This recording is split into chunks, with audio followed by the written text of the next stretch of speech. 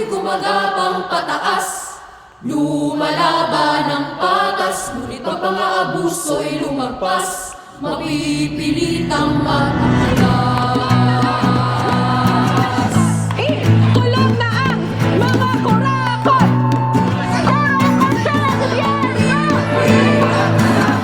Nawala na ng silbi ang dating.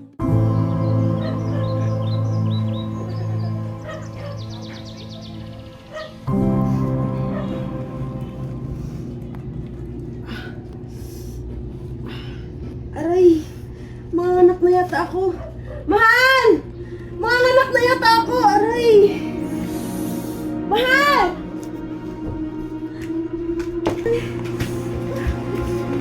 Masyalo! Masyalo! Masyalo! Ano yun, tatang? Tawagin mo ako, Madro na. Sige po, tatang.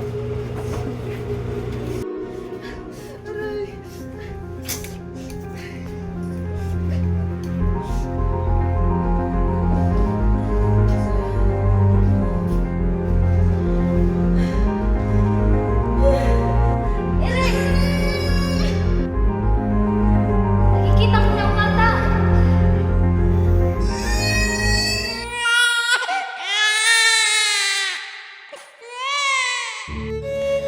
Kasabay ng aking pag-iyak ay ang pagdaing ng aking ina.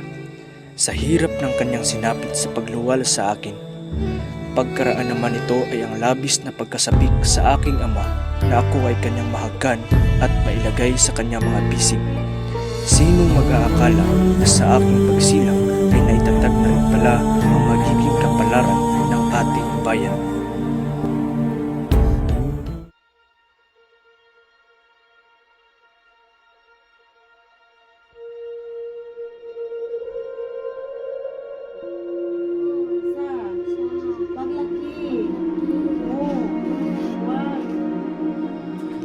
Sa murang edad ko pa lamang ay nakitaan na agad ako ng aking inay ng angking katalinuhan at malaking potensyal. Siya ang nagsilbi kong guro sa pagbabasa, pagsusulat at iba pa. Siya ay isa sa mga pangunahing individual na nagmulat sa akin sa mga kaalamang dapat kong matutunan sa ating mundo. Ba, Ba, ka, ka, da, da. mahusay. Anak, tandaan mo, paglaki mo, huwag mong tutularan ng batang gamo-gamo. Lagi kang makikinig sa akin na iyong inay upang hindi ka mapahamak. Opo, inay. Salamat. Pagkalipas ng ilang mga taon, napag-isip-isip ng aking ama na ipasok na ako sa paaralan at ipadala sa binyan upang nang sa gayon ay doon na muna ako manirahan at mamalagi nang ako ay makapag-aral. Kinakailangan ng anak natin na pumasok at mag-aral sa paaralan, mahal ko. Ngunit mahal, alam mo naman na sakitin ng anak natin. Pasyano! Bakit po, tatang? Tawagin mo ang iyong kapatid na si Pepe para doon muna siya mamalagi sa binyan. Sige po, tatang.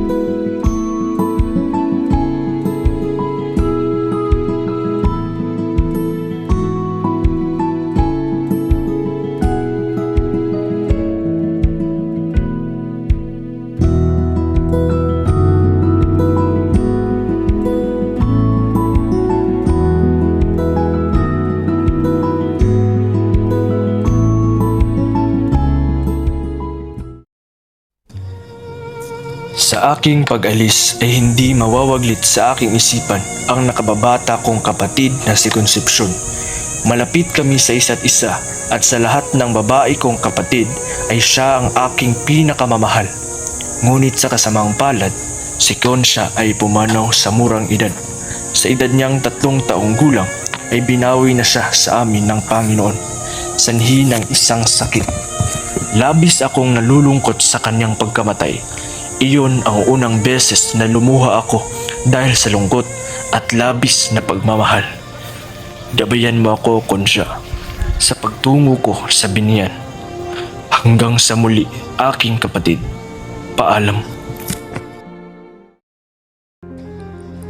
Sa aking pagtungo sa panibagong mundo ay aking nasilayan ang pagmamalabis, pang-aabuso at pang-aalipusta ng mga Kastila. Labis na nakababahala at maging ang mga prailing inosente at walang sala ay kanilang ipinadakip at ipinapatay. Wala kami kasalanan! Mamamatay kami malinis sa aming budi! Walang kasalanan, sila ang mga lapastangang may sala sa pag-aklas ng mga kawal sa Cavite. Hindi dapat kawaan.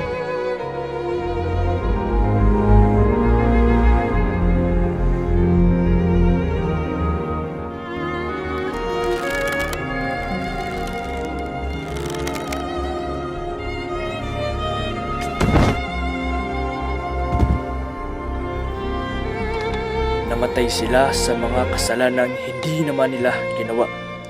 Dito na nagsimula ang paghihimagsik ng aking pluma laban sa mga katiwalian ng gobyerno ng mga Kastila. Dito namulat ako sa pakikibaka. Walang sino man ang karapat-dapat pagdaanan ito. Sa pagtatapos ng pag-aaral ko sa binyan, ay sumambulat sa akin ang balitang hinuli at ikinulong ang aking ina. Ito ay dahil sa paratang ng kanyang hipag na kasabwat raw sila ng kanyang kapatid na si Jose Alberto sa pagtatangkang siya ay nasunin. Simula noon ay nawala na ako ng tiwala sa pakikipagkaibigan.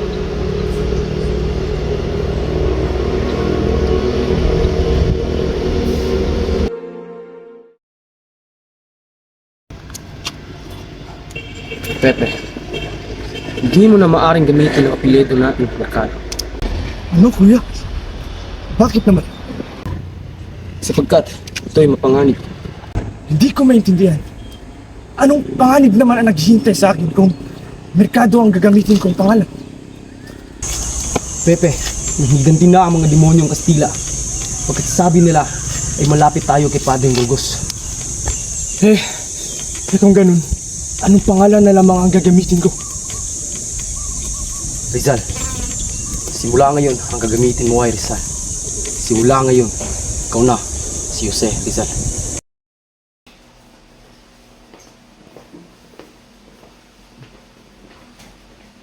Buenos dias, mga Ginoo. Maupo kayo.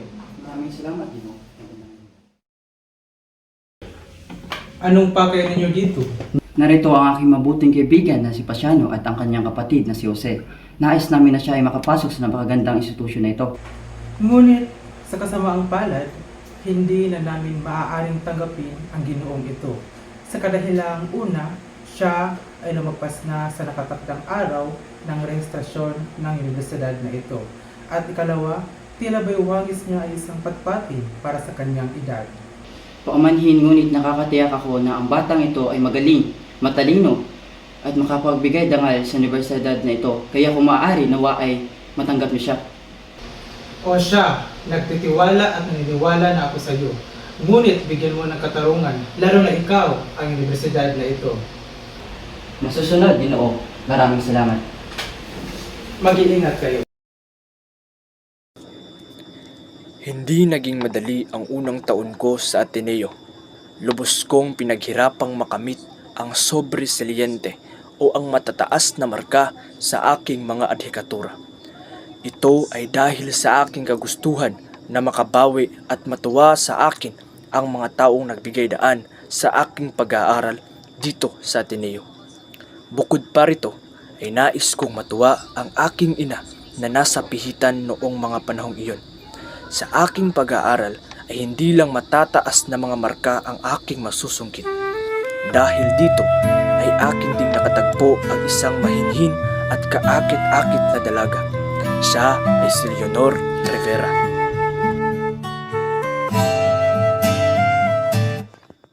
Ang kaniyang mga sulyap ay singning ng mga tala sa langit at ang kanya namang mga mata ay singkinang ng sinag ng araw ng umaga. At doon na nga nagsimula ang aming pag-iibigan.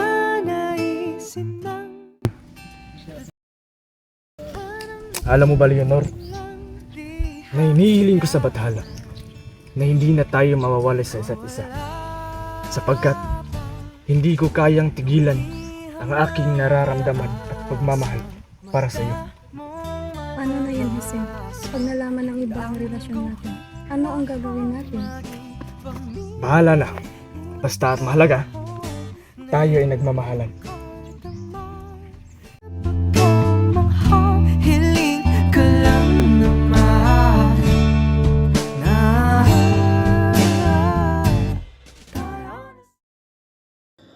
Ngunit hindi pala lahat ng mga kwentong pag-ibig ay may magagandang mga katapusan.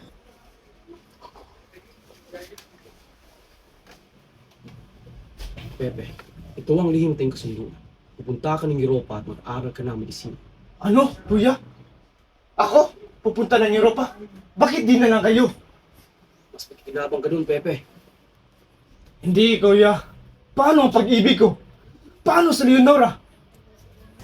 Pepe, sarili mo ba lang yung iniisip mo, ha?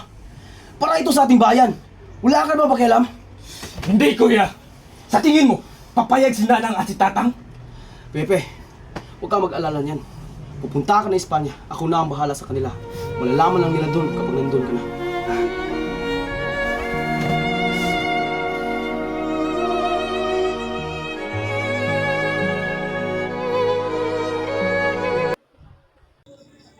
Habang ako ay nasa Europa, naging parte ako ng kilusang propaganda na nagnanais ng reforma. Dito ko rin naisulat ang aking unang nobela na pinamagatang Noli Me Tangere. Mahigpit na pinagbabawal ang libro sa Las Pilipinas. Gayunpaman ay maraming kopya na ang nailimbag at naipasok sa ating bansa. At sa muling pagbabalik ko sa ating lupang sinlangan ay naitapos ko ng maisulat ang El Filibusterismo.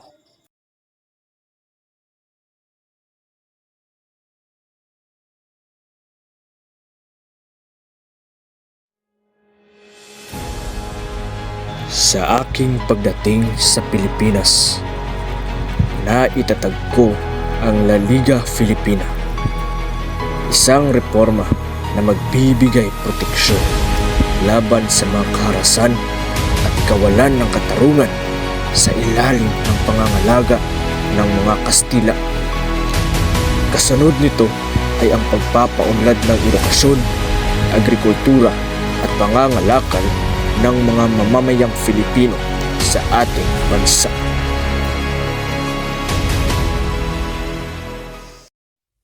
Sa aking pamamalagi sa dapitan ay may iba't iba akong naisulong na plataporma sa panggagamot at pagtuturo. Sa panahon ding ito ay aking nakilala ang isang binibining natatangi ang ganda. Josephine Bracken ang kanyang ngalan.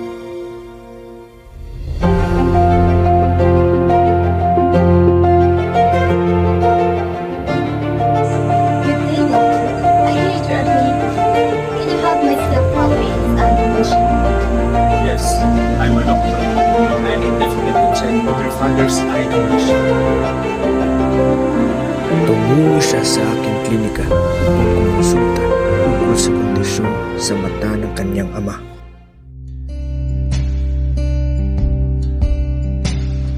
Laking gulat na lamang na ang puso namin ay tila ba naging isa sapagkat kaming dalawa ay nahulog na at unti-unti ng pag-ibig sa isa't isa.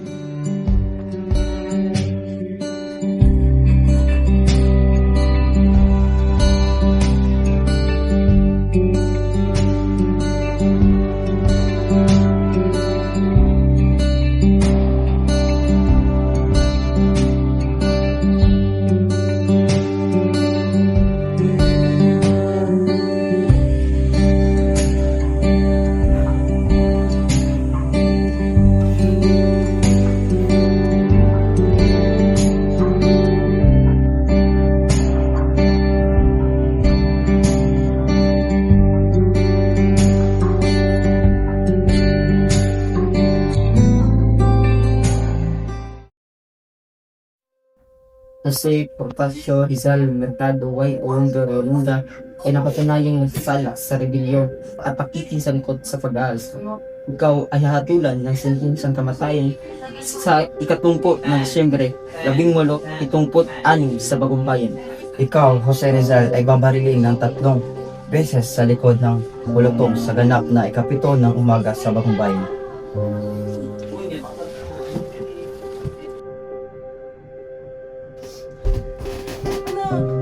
Anak, paano nangyari? Bakit ganito ang sinapit ng iyong kapalaran? Hindi ko kaya mawala ka, anak. Hindi kaya, Nina. Patawad po. Ngunit ito ay isang sakripisyo para sa ilang bayan at para ko sa iyo. Ina, hindi ko na ako kayang tiisin ang pagmamalupit ng mga Kastila sa ating bayan at sa kapwa ko Pilipino. Patawad nila sapagkat bayan ng gamugan ko. Kailangan kong kumukusapon para sa bayan.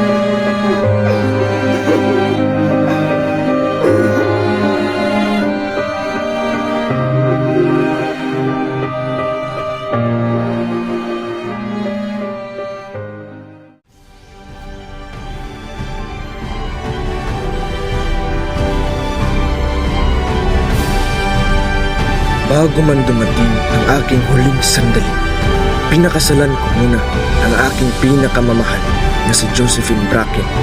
Sa gitna ng panganib, sakit at pagkikibaka, siya ang aking naging lakas at karamay. Hindi man naging madali ang aming pag-ibig, ngunit ito'y tunay at tapat.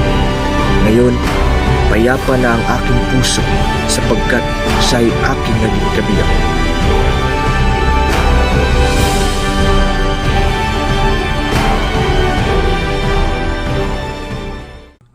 Sa nalalapit kong kamatayan, marami akong natutunan. Natutunan kong ang pagmamahal sa bayan ay hindi biro. Ito'y nangangailangan ng tapang, sakripisyo at paninindigan. Ngayon, haharapin ko ang aking wakas ng walang takot sapagkat alam kong wala akong kasalanan, kundi ang mahalin ang aking inang bayan. Mamamatay akong may dignidad, taas noo at buong tapang. Maaari nilang kilitin ang aking buhay, ngunit hindi nila kailanman mapapatay ang aking mga ipinaglalaban, ang kalayaan, katotohanan at kinabukasan ng sambayanang Pilipino.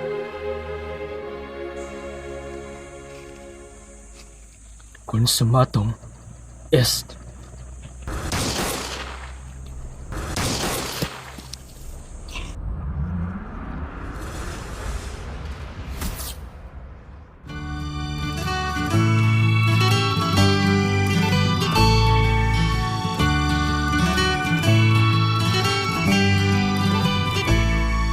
Ako'y isang Pinoy sa puso't diwa, Pinoy na isinilang sa ating bansa. Ako'y hindi sanay sa wikang mga banyaga, ako'y Pinoy na mayroong sariling wika.